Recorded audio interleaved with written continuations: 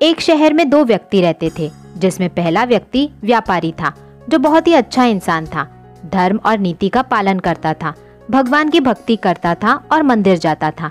वो सभी तरह के गलत कामों से दूर रहता था।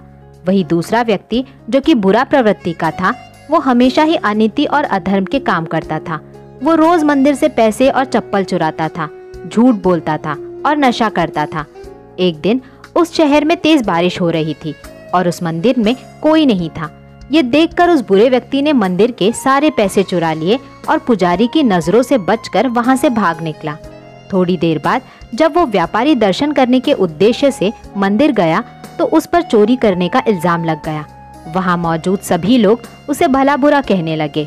उसका खूब अपमान हुआ। जैसे तैसे करके वो व्यक्ति मंदिर से बाहर निकला और बाहर आते ही एक गाड़ी ने उसे टक्कर मार दी। वो व्यापारी बुरी तरह से घायल हो गया। उसी वक्त उस बुरे व्यक्ति को एक नोटों से भरी पोटली हाथ लगी। इतना सारा धन देखकर वो बुरा व्यक्ति खुशी से पागल हो गया और बोला कि आज तो मजा ही आ गया। पहले मंदिर से इतना धन मिला और फिर ये नोटों से भरी पोटली। बुरे व्यक्ति की ये बात सुनकर वो व्यापारी दंग रह गया। उसने घर जाते ही घर में मौजूद भगवान की सारी तस्वीरें निकाल दी और भगवान से नाराज होकर जीवन बिताने लगा।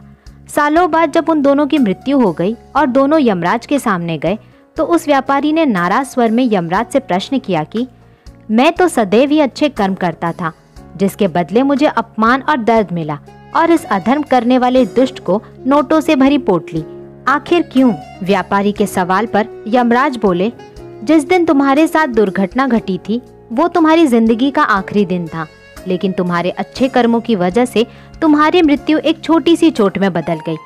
वही इस दुष्ट को जीवन में राजयोग मिलने की संभावनाएं थी, लेकिन इसके बुरे कर्मों के चलते वो राजयोग एक छोटे से धन की पोटली में बदल गया।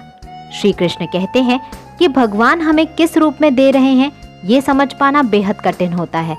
अगर आप अच्छे कर्म कर रहे हैं और बुरे कर्मों से दूर है तो भगवान निश्चित ही अपनी कृपा आप पर बनाए रखेंगे। दोस्तों, जीवन में आने वाले दुखों और परेशानियों से कभी ये ना समझे कि भगवान हमारे साथ नहीं है।